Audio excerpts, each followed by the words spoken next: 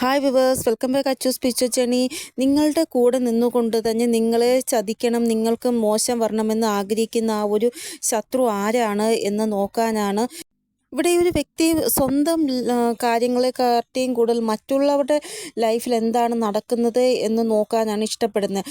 ഇവർ നിങ്ങളുടെ കാര്യങ്ങൾ നിങ്ങൾ മുഖേന അറിയാൻ സാധിച്ചില്ല എങ്കിൽ മറ്റുള്ളവർ മുഖേന നിങ്ങളുടെ കാര്യങ്ങൾ അറിയാൻ ശ്രമിക്കുന്നതായിട്ടാണ് കാണാൻ സാധിക്കുന്നത്. ഇവിടെ ഈ ഒരു വ്യക്തി എങ്ങനെയെന്ന് വെച്ചാൽ നിങ്ങളെ എങ്ങനെ തകർക്കാം എന്നുള്ള രീതിയിൽ മറ്റുള്ളവരെ കൊണ്ട് നിങ്ങളുടെ ജീവിതത്തിൽ ഒരു കണ്ണ് വെപ്പിക്കും. അതായത് നീ നോക്കിക്കോ, അവരുടെ ജീവിതത്തിൽ എന്താണ് നടക്കുന്നത്, അവരുടെ അടുത്ത സ്റ്റെപ്പ് എന്താണ്, എല്ലാം നീ നോക്കിക്കോണം, എന്നിട്ട് അതനുസരിച്ച് നമുക്ക് പ്ലാനിങ് ചെയ്യാം. അങ്ങനെ വേറൊരാളെയും കൂടെ ഇവർ പറഞ്ഞു വയ്ക്കും നിങ്ങളുടെ ജീവിതത്തിൽ എന്താണ് നടക്കുന്നത് എന്ന് നോക്കാനായിട്ട്. എന്നിട്ട് ഇവർ പ്ലാനിങ് ചെയ്ത് നിങ്ങളെ എങ്ങനെ തകർക്കാം, നിങ്ങളെ എങ്ങനെ അതായത് തളർത്തിപ്പിക്കാം എന്നാണ് ഇവർ നോക്കുന്നത്. ഇവിടെ കുറച്ച് ബുദ്ധി യൂസ് ചെയ്യുന്ന ആളാണ് ഈ വ്യക്തി എന്നാണ് ഇവിടെ കാണാൻ സാധിക്കുന്നത്. ഇവരുടെ വീട്ടിൽ ചിലപ്പോൾ പക്ഷികൾ വളർത്തുന്നുണ്ടാവും ഇവർ. ഇവിടെ ഈ ഒരു വ്യക്തിക്ക് വേറൊരാളെ ട്രസ്റ്റ് ഉണ്ട്. ആ ഒരു ട്രസ്റ്റുള്ള വ്യക്തിയോട് പറഞ്ഞിട്ടുണ്ട് നിങ്ങളുടെ ജീവിതത്തിൽ എന്താണ് നടക്കുന്നത് എന്ന് നോക്കാനായിട്ട്. അപ്പോൾ ഇവർ നേരിട്ട് നിങ്ങളുടെ ലൈഫിൽ എന്താണ് നടക്കുന്നത് നോക്കത്തില്ല, മറ്റൊരാൾ മുഖേനയാണ് നോക്കുന്നത്. ഇവിടെ ഒരു വ്യക്തി ഇങ്ങനത്തെ വ്യക്തിയാണ്, എപ്പോഴും ഇരിക്കാനാണ് ഇഷ്ടപ്പെടുന്നത് ഈ വ്യക്തി. അതായത് ഇരുന്നുകൊണ്ട് ഓരോ കാര്യങ്ങൾ ഓർഡർ എന്ന സ്വഭാവം, അതാണ് ഇവരുടെ മെയിൻ ജോലി. അതായത് ഇവർ മറ്റുള്ളവർ പറയുന്നതൊന്നും കേൾക്കത്തില്ല, പക്ഷെ ഇവർ പറയുന്ന എല്ലാവരും കേൾക്കണം. ഇവിടെ കൺട്രോളിങ് ബിഹേവിയർ ആണ് ഇവരുടേത്. ഇവിടെ ഈ ഒരു വ്യക്തി ഏജിൽ വലുതായാലും ചെറുതായാലും മറ്റുള്ളവർക്ക് ഒരു വാല്യൂവും കൊടുക്കത്തില്ല, മറ്റുള്ളവരുടെ വാക്കുകൾക്ക് ഒരു റെസ്പെക്റ്റും കൊടുക്കത്തില്ല. ഇവർ ആഗ്രഹിക്കുന്നത് ഇവർ പറയുന്നത് എല്ലാവരും കേൾക്കണം, മറ്റുള്ളവർ ഇവരോടൊന്നും പറയാൻ പാടില്ല. അതായത് ഇവർ എന്താണോ സജഷൻ ആർക്ക് കൊടുത്തു ആ ഒരു സജഷൻ്റെ മുന്നോട്ട് ഇനി ആരും പോകാൻ പാടില്ല, ആ ഒരു സജഷൻ അംഗീകരിക്കണം എല്ലാവരും. അതാണ് ഇവരുടെ മെയിൻ ഹോബി. അതായത് ഇവർ പറയുന്ന പോലെ എല്ലാവരും കേൾക്കണം. ഇവിടെ ഭയങ്കരമായിട്ട് ഇവർ സംസാരിക്കാറുണ്ട് മറ്റുള്ളവരുടെ അടുത്ത്. എല്ലാവരോടും ഇവർ പറയുന്നത് ഇവർ ഭയങ്കര സ്പിരിച്വൽ ആണ് എന്നാണ്. പക്ഷെ അങ്ങനെയെന്നും പറഞ്ഞ് ഇവരുടെ വായിൽ നിന്ന് എപ്പോഴെങ്കിലും നിങ്ങൾക്ക് കേൾക്കാൻ സാധിച്ചിട്ടുണ്ടാവത്തില്ല ഇവർക്ക് ഏഞ്ചൽസ് നമ്പർ കാണാൻ സാധിക്കുന്നു അങ്ങനെയൊക്കെ. പക്ഷെ ഇവർ സ്വന്തമായിട്ട് പറയും ഇവർ ധർമ്മത്തിൻ്റെ മാർഗത്തിൽ കൂടെ പോകുന്നവരാണ് എന്ന്. ഇവിടെ ഇവരുടെ വായിൽ നിന്ന് എപ്പോഴും കർമ്മ ശബ്ദം അതെപ്പോഴും വരും. അതായത് നിങ്ങൾ എന്ത് കർമ്മമാണോ ചെയ്തത് അതിൻ്റെ ആ ഒരു ഫലം ഇവ അനുഭവിക്കും എന്നുള്ള രീതിയിലുള്ള കർമ്മ ബേസ്ഡ് ശബ്ദം വരും. ഇവിടെ ഒരു വ്യക്തി മോശം കർമ്മം ചെയ്തിട്ടാണ് മറ്റുള്ളവരോട് ഉപദേശിക്കാൻ പോകുന്നത്, നിങ്ങൾ മോശം കർമ്മം ചെയ്താൽ നിങ്ങൾക്ക് അതിൻ്റെ ഫലം ലഭിക്കുമെന്ന്. ഇവർ എന്തിനാ അങ്ങനെ പറയുന്നതെന്ന് വെച്ചാൽ മറ്റുള്ളവർക്ക് ഇവരോട് ഒരു സംശയവും തോന്നാൻ പാടില്ല. ഇവരുടെ പേഴ്സണാലിറ്റി എന്താണോ അത് ഹൈഡാക്കി വെക്കുന്നത് മറ്റുള്ളവർ അറിയാതിരിക്കാൻ വേണ്ടിയാണ്. ഇവിടെ ഒരു വ്യക്തിയെ ആർക്കും പെട്ടെന്ന് മനസ്സിലാക്കാൻ സാധിക്കത്തില്ല, കുറച്ച് പാടാണ് മനസ്സിലാക്കാൻ. അങ്ങനെ ഒരു വ്യക്തി കൂടിയാണ് ഇവർ. ഒരു വ്യക്തി അവരുടെ ആ ഒരു ദേഷ്യത്തെ കൺട്രോൾ ചെയ്തിട്ട് പുറമേ വളരെ ശാന്തമായിട്ടാണ് സംസാരിക്കുന്നത് എപ്പോഴും. അതായത് ഇവർ മറ്റുള്ളവരോട് ശത്രുത വച്ചിരിക്കുന്നുള്ള കാര്യം ആരും അറിയാൻ പാടില്ല.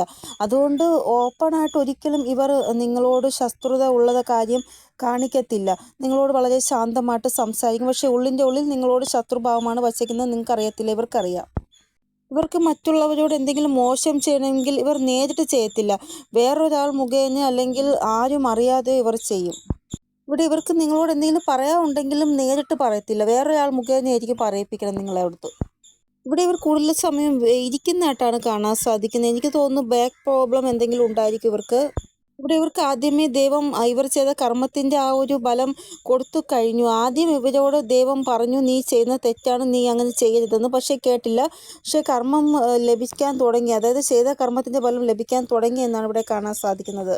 ഹെൽത്ത് ഇഷ്യൂ ഇവർക്കുണ്ട്, എന്തോ ഹെൽത്ത് മോശമായ അവസ്ഥ, ചിലപ്പോൾ വണ്ണം കൂടിയതായിട്ട് അതിൻ്റെ ആ ഒരു ഡയറ്റ് പ്രോബ്ലംസ് ഒക്കെ ഇവർക്ക് ചെയ്യേണ്ട അവസ്ഥ വന്നിരിക്കുകയാണ്.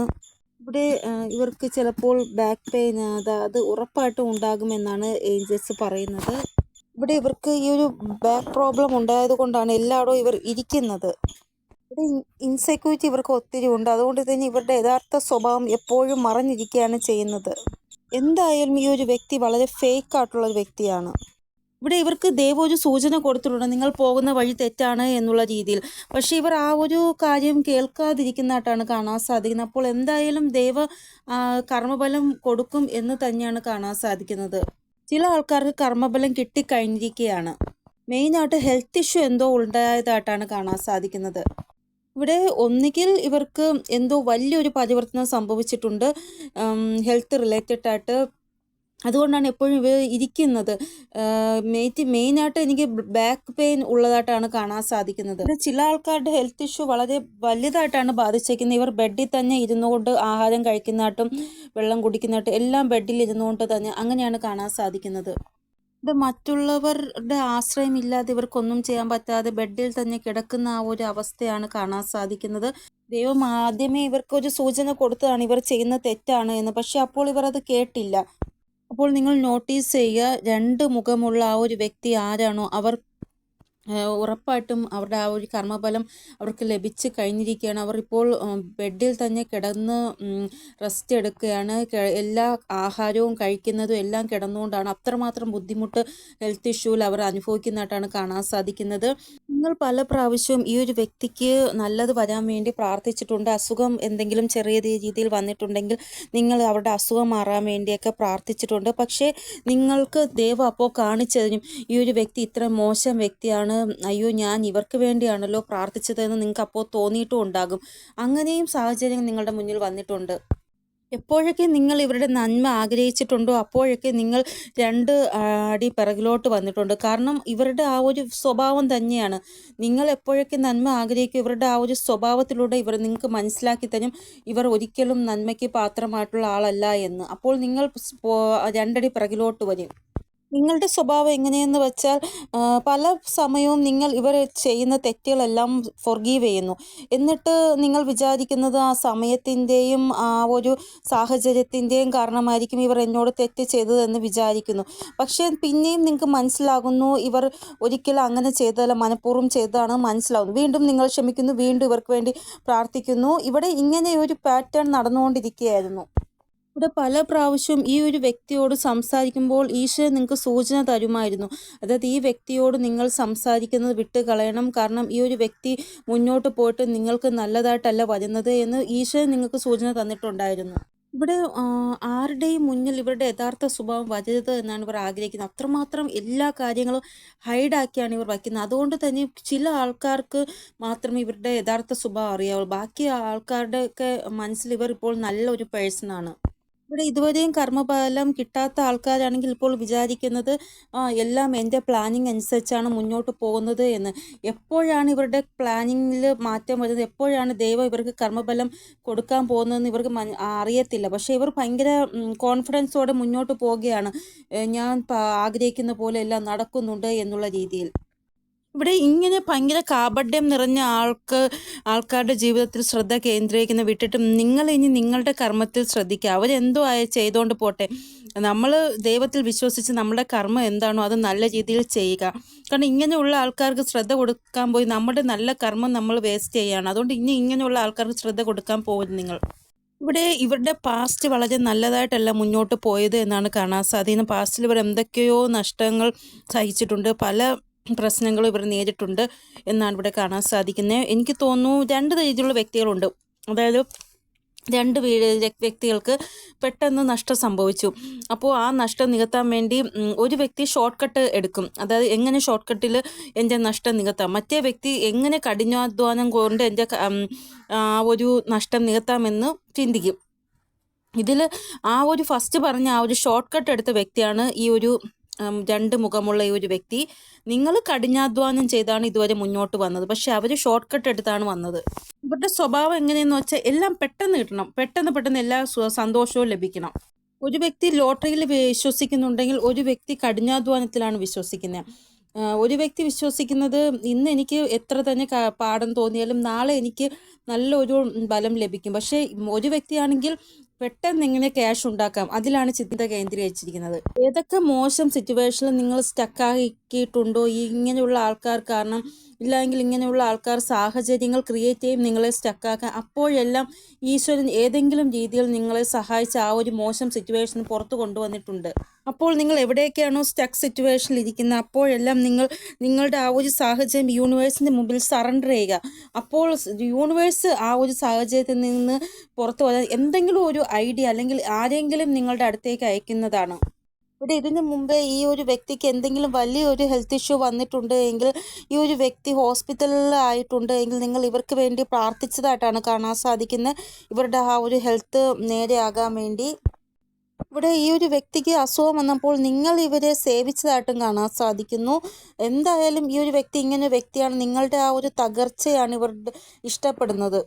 ഒരു വ്യക്തി മെയിനായിട്ട് നിങ്ങളെ വിഷമിപ്പിക്കാൻ വേണ്ടി നിങ്ങളെ ശാപവാക്കുകൾ പറയും. നിങ്ങളെ വളരെ മോശം രീതിയിൽ ചീത്ത പറയും. ശാപവാക്കുകൾ കൊണ്ട് നിങ്ങളെ ഭയങ്കരമായിട്ട് വിഷമിപ്പിക്കുകയും ചെയ്യുന്നതായിട്ടാണ് കാണാൻ സാധിക്കുന്നത്. അതായത് മോശം വാക്കുകൾ കൊണ്ട് ഒരു വ്യക്തിയെ എങ്ങനെ തളർത്താം എന്നാണ് ഇവർ നോക്കുന്നത്. നിങ്ങൾ ഇവർക്ക് വേണ്ടി എത്ര നന്മ ചെയ്താലും ഇവർ തിരിച്ച് നിങ്ങൾക്ക് തരുന്നത് വളരെ വിഷമം നിറഞ്ഞ സാഹചര്യങ്ങളായിരിക്കും. കാരണം ആ ഒരു വ്യക്തിയുടെ സ്വഭാവത്തിലുള്ള കാര്യമാണത്. ആർക്കും നന്മ തിരിച്ച് കൊടുക്കാതെ മോശം കൊടുക്കുന്ന സ്വഭാവമാണ് അവരുടേത്. അപ്പോൾ നിങ്ങൾ എന്താ ചെയ്യേണ്ടതെന്ന് വെച്ചാൽ ഇങ്ങനെയുള്ള ആൾക്കാരിൽ നിന്ന് കുറച്ച് ഡിസ്റ്റൻസ് വയ്ക്കുക. ഡിസ്റ്റൻസ് വയ്ക്കാൻ പറ്റാത്തില്ല, വീട്ടിലുള്ള ആളാണ് എങ്കിൽ നിങ്ങൾ ദൈവത്തിൽ വിശ്വസിച്ച് മുന്നോട്ട് പോവുക. ഇതെൻ്റെ വിധിയായി പോയി എന്ന് വിചാരിച്ച് മുന്നോട്ട് പോവുക നിങ്ങൾ. ഇവിടെ വിക്ടിം കാർഡ് കളിക്കാൻ ഇവരെ പോലെ വേറെ ആരും ഇല്ല. അതായത് ഇവരാണ് എന്നോട് ഇങ്ങനെയൊക്കെ ചെയ്ത് എനിക്ക് ഇത്രയും പ്രശ്നം വരുന്നത് ഇവർ കാരണമാണ് എന്നൊക്കെ പറഞ്ഞ് വിക്ടിം കാർഡ് ഇവർ ഉറപ്പായിട്ട് കളിക്കും. കൂടെ സിമ്പതി, മറ്റുള്ളവരുടെ സിമ്പതി പിടിച്ചു പറ്റാൻ വേണ്ടി എന്ത് ചെയ്യാൻ ഇവർക്ക് ഒരു മടിയുമില്ല. ഇവിടെ ഒരു ഡ്രാമ ക്രിയേറ്റ് ചെയ്യാൻ ഇവരെ കഴിഞ്ഞേ മറ്റൊരാളുള്ളൂ എന്നാണ് ഇവിടെ കാണാൻ സാധിക്കുന്നത്. ആ രീതിയിൽ ആൾക്കാരെ പറഞ്ഞ് വിശ്വസിച്ച് ഒരു ഡ്രാമ ക്രിയേറ്റ് ചെയ്യാൻ ഇവരെ കൊണ്ട് സാധിക്കും. ഇവിടെ നിങ്ങളുടെ ലൈഫ് തകർക്കാൻ വേണ്ടി ഇവർ ഒരു പാറ്റേൺ മാത്രമല്ല സ്വീകരിച്ചത്, കുറേ പാറ്റേൺ സ്വീകരിച്ചു. അങ്ങനെ ഓരോ പാറ്റേണും സക്സസ് ആയപ്പോൾ ഇവരുടെ കോൺഫിഡൻസ് കൂടി. അപ്പോൾ ദൈവം വിചാരിച്ചു ഇവർ എത്ര വരെ പോകുമെന്ന് നോക്കുകയായിരുന്നു ദൈവം. പക്ഷേ ഒരു ലിമിറ്റ് ഉണ്ടല്ലോ, ആ ഒരു ലിമിറ്റ് കഴിഞ്ഞപ്പോഴാണ് ദൈവവും വിചാരിച്ചു എന്തായാലും ഇവർക്ക് അതിൻ്റെ കർമ്മം ചെയ്തതിൻ്റെ ബലം കൊടുത്തേ പറ്റത്തുള്ളൂ എന്ന്. അതുകൊണ്ട് ചില ആൾക്കാർക്ക് അവർ ചെയ്ത ആ ഒരു കർമ്മത്തിൻ്റെ ബലം ലഭിച്ചു തുടങ്ങി. അതായത് ഹോസ്പിറ്റലിൽ കിടക്കും പോലെ വീട്ടിൽ ബെഡ് റെസ്റ്റ് കിടക്കുന്നു. എല്ലാം കിടന്നുകൊണ്ട് തന്നെയാണ് എല്ലാം ചെയ്യുന്നത് എല്ലാം. അപ്പോൾ അതൊക്കെ അവർ ചെയ്ത ആ കർമ്മത്തിൻ്റെ ഫലമാണ്. ഇവിടെ ചില ആൾക്കാർക്ക് ഇങ്ങനെ തോന്നുന്നു, ഇവർ ഇത്രമാത്രം എൻ്റെ ലൈഫിൽ ചെയ്തിട്ടുണ്ടെങ്കിൽ പിന്നെ എന്തുകൊണ്ട് ഇവർക്ക് വലിയ ഒരു ദൈവം കൊടുക്കാത്ത പനിഷ്മെൻറ്റ് കൊടുക്കാത്തത് എന്ന് ചില ആൾക്കാർക്ക് ലഭിച്ചു തുടങ്ങി. ചില ആൾക്കാർക്ക് ലഭിക്കാൻ പോകുന്നേ ഉള്ളൂ. ചില ആൾക്കാർക്ക് ഹെൽത്ത് ഇഷ്യൂ എന്തോ ഉണ്ടായിട്ടുണ്ട്, പക്ഷേ അവർ അതിനെ ഇഗ്നോർ ചെയ്യുന്നതായിട്ടാണ് കാണാൻ സാധിക്കുന്നത്. ചിലപ്പോൾ കുറച്ച് കഴിയുമ്പോൾ വലിയ ഒരു ഹെൽത്ത് ഇഷ്യൂ ആയിട്ട് അത് മാറാൻ സാധ്യതയുണ്ട്. ഇനി ഇവിടെ ഇവർക്ക് സംഭവിക്കാൻ പോകുന്ന എന്തായിക്കൊള്ളട്ടെ അത് റിക്കവറി ആവാൻ സാധ്യത കുറവാണ് എന്നാണ് കാണാൻ സാധിക്കുന്നത് ഇവരുടെ ലൈഫിൽ. കാരണം ഇവർ അത്രമാത്രം മോശമാണ് ഓരോ ആൾക്കാരുടെ ലൈഫിൽ ചെയ്തത്. അതായത് മറ്റുള്ള ആൾക്കാരുടെ കാര്യങ്ങൾ നോക്കുക, അവരുടെ ജീവിതം എങ്ങനെ തകർക്കാം, ഇതൊക്കെയാണ് ഇവർ ചിന്തിച്ചു വന്നത്. സ്വന്തം കാര്യം നോക്കിക്കൊണ്ടിരുന്നെങ്കിൽ ഇവർക്ക് ഇത്രയും വലിയ പ്രോബ്ലം ഫേസ് ചെയ്യേണ്ടി വരത്തില്ലായിരുന്നു. അപ്പോൾ ഇവിടെ ആരാണോ നിങ്ങളെ ഭയങ്കരമായിട്ട് വേദനിപ്പിച്ച ആ ഒരു വ്യക്തി, അവർ ചിലപ്പോൾ നിങ്ങളുടെ വീടിൻ്റെ അടുത്തുള്ള ആളായിരിക്കാം, ഇല്ല എങ്കിൽ ബന്ധുക്കളിലുള്ള ആളായിരിക്കാം, ഫ്രണ്ട് സർക്കിളിലുള്ള ആളായിരിക്കാം, കൊളീഗ്സ് ആയിരിക്കാം, ആരുമായിക്കൊള്ളട്ടെ, ഇല്ലെങ്കിൽ നിങ്ങളുടെ വീട്ടിലുള്ള ആളായിരിക്കാം, ആരുമായിക്കൊള്ളട്ടെ, അവർക്ക് എന്തോ ഒരു കർമ്മഫലം ലഭിച്ചു തുടങ്ങി എന്നാണ് ഇവിടെ കാണാൻ സാധിക്കുന്നത്. ഇവിടെ ഇനി ഇവരുടെ ലൈഫിൽ വരാൻ പോകുന്ന ആൾക്കാരെല്ലാം ഇവരെ അതേ സ്വഭാവത്തിലുള്ള ആൾക്കാരാണ്. അതായത് ഡബിൾ പേഴ്സണാലിറ്റിയിലുള്ള ആൾക്കാർ. അവർ ഇവരെ മെൻ്റലി തകർക്കുന്നതായിട്ടാണ് കാണാൻ സാധിക്കുന്നത്. ഇവിടെ മറ്റുള്ളവരുടെ ജീവിതം വേട്ടയാടിക്കൊണ്ടിരുന്ന വേട്ടക്കാരൻ ഇപ്പോൾ സ്വയം വേട്ട ആടാൻ വേണ്ടി വേറൊരു വേട്ടക്കാരൻ വരുന്നതായിട്ടാണ് കാണാൻ സാധിക്കുന്നത്. ഇനി ഇവർക്ക് ഒരു കള്ളത്തനവും കാപട്യവും ചെയ്യാൻ സാധിക്കത്തില്ല. കാരണം ഇവർ മറ്റുള്ളവരുടെ ജീവിതത്തെ വേട്ടയാടിയെങ്കിൽ ഇവർ ഇപ്പോൾ ഒരു വേട്ടമൃഗമായി മാറിയിരിക്കുകയാണ് വേറൊരു വ്യക്തിയുടെ കണ്ണിൽ. ഇവിടെ ഇവർക്ക് ഇപ്പോൾ മനസ്സിലാവുകയാണ് ഇവരുടെ ലൈഫിൽ കർമ്മ റിട്ടേൺ ആവുകയാണ് എന്ന്. ഇവരുടെ ലൈഫിൽ വരുന്നവരെല്ലാം കള്ളവും കാപട്യവും നിറഞ്ഞവരാണ്. ഇവരെ പോലെയാണ് ഇപ്പോൾ ബിഹേവ് ചെയ്യുന്നത്. അതാണ് പറയുന്നത്, നമ്മൾ നല്ല കർമ്മം ചെയ്താൽ അതിൻ്റെ ഫലം നമ്മൾക്ക് കൂടുതലായിട്ട് കിട്ടും. നമ്മൾ മോശം കർമ്മം ചെയ്താൽ അതിൻ്റെ ആ ഒരു മോശഫലം ഇരട്ടിയായിരിക്കും നമുക്ക് കിട്ടുന്നത്. ഇപ്പോൾ ഇവരുടെ ലൈഫിൽ ഒരു സന്തോഷമില്ല. എന്തെങ്കിലും ഒരു നല്ല ദിവസം വന്നാലും സന്തോഷിക്കാൻ പറ്റുന്നില്ല. അത്രമാത്രം വിഷമാവസ്ഥയിൽ കൂടെയാണ് ഇവർ ഇപ്പോൾ കടന്നു പോയിക്കൊണ്ടിരിക്കുന്നത്. ഇവിടെ ഒരു വ്യക്തിയെ ജീവിതത്തിൽ സ്റ്റക്കായിട്ട് നിർത്തിയിട്ട് അവർ എന്തൊക്കെ തെറ്റുകളാണോ നിങ്ങളോട് ചെയ്തത് ആ ഒരു തെറ്റുകൾ ഓർമ്മിപ്പിച്ച് കൊടുത്തുകൊണ്ടിരിക്കുകയാണ് ദൈവം. അതായത് കർമ്മഫലം എന്നുണ്ട് എന്ന് അവർക്ക് മനസ്സിലാക്കി കൊടുത്തുകൊണ്ടിരിക്കുകയാണ് ദൈവം. അത്രമാത്രം ഒരു മോശ അവസ്ഥയിൽ കൂടെയാണ് ഇവിടെ ചില ആൾക്കാർ കടന്നു പോകുന്നത് എന്നാണ് കാണാൻ സാധിക്കുന്നത്. ഇവിടെ ഇപ്പോഴത്തെ സമയമെന്ന് പറയുന്നത് ഇങ്ങനത്തെ സമയമാണ്. അതായത് കർമ്മം ഫലം കിട്ടുന്ന സമയമാണ്. അപ്പോൾ നിങ്ങളെ ആരൊക്കെ വേദനിപ്പിച്ചിട്ടുണ്ടോ, അതായത് ഈ വ്യക്തിയല്ല, ഇനി ഒരു തേർഡ് പേഴ്സണാണ് നിങ്ങളെ വേദനിപ്പിച്ചതെങ്കിൽ ആരൊക്കെ വേദനിപ്പിച്ചിട്ടുണ്ടോ അവർക്കൊക്കെ അതിൻ്റെ ആ ഒരു ഫലം ലഭിക്കുന്ന സമയമാണ് ഈ ഒരു സമയം എന്നാണ് ഇവിടെ കാണാൻ സാധിക്കുന്നത്. ഇവിടെ തെറ്റ് ചെയ്യാത്ത ആ ഒരു കുഞ്ഞുങ്ങൾ കരയുന്ന കാണുമ്പോൾ ദൈവത്തിന് സഹിക്കാൻ പറ്റും. അതായത് അവരുടെ ഭാഗത്ത് ഒരു തെറ്റുമില്ല. മറ്റുള്ളവർ അവരെ ബ്ലെയിം ചെയ്യുമ്പോൾ അവർക്ക് സഹിക്കാൻ പറ്റുന്നില്ല, അവർ കരയുന്നു. അങ്ങനെയുള്ള ഒരു തെറ്റും ചെയ്യാത്ത ആൾക്കാരെ വേദനിപ്പിക്കുമ്പോൾ ഭഗവാൻ അത് സഹിക്കാൻ സാധിക്കത്തില്ല. അപ്പോൾ അങ്ങനെയുള്ളവർക്ക് ഉറപ്പായിട്ടും അവർ ചെയ്ത ആ ഒരു കർമ്മത്തിൻ്റെ ഫലം കൊടുക്കും ഈശ്വരൻ. ഇവിടെ ടവർ മൂവ്മെൻറ്റ് കടന്നു പോകുന്ന സമയമാണ്. അതായത് ആരുടെയൊക്കെ ജീവിതത്തിൽ തെറ്റ് ചെയ്തുകൊണ്ടുണ്ടോ അവർക്കൊക്കെ അവരുടെ ജീവിതത്തിൽ ടവർ മൂവ്മെൻറ്റ് അനുഭവിക്കേണ്ട ആ ഒരു സമയമാണ് ഇപ്പോൾ കടന്നു പോകുന്ന സമയം എന്നാണ് ഇവിടെ കാണാൻ സാധിക്കുന്നത്. ഇവിടെ ഈശ്വരൻ പൂർണ്ണമായിട്ടൊരു പ്ലാനിങ് നിങ്ങൾക്ക് വേണ്ടി ചെയ്യുന്നതായിട്ടാണ് കാണാൻ സാധിക്കുന്നത്. അതായത് ആരുടെയൊക്കെ ആണോ മനസ്സ് വേദനിപ്പിച്ചത് അവർക്ക് വേണ്ടി ഈശ്വരൻ ഒരു പ്ലാനിങ് ചെയ്യും. ഇവിടെ എന്തായാലും ഇവരുടെ ലൈഫിൽ ഒരു ടവർ മൂവ്മെൻറ്റ് നടക്കുന്നതായിട്ടാണ് കാണാൻ സാധിക്കുന്നത്. ആ ഒരു ടവർ മൂവ്മെൻറ്റ് ഫേസ് ചെയ്യാനുള്ള ക്ഷമത ഇവർക്ക് ഇല്ല എന്നാണ് കാണാൻ സാധിക്കുന്നത്.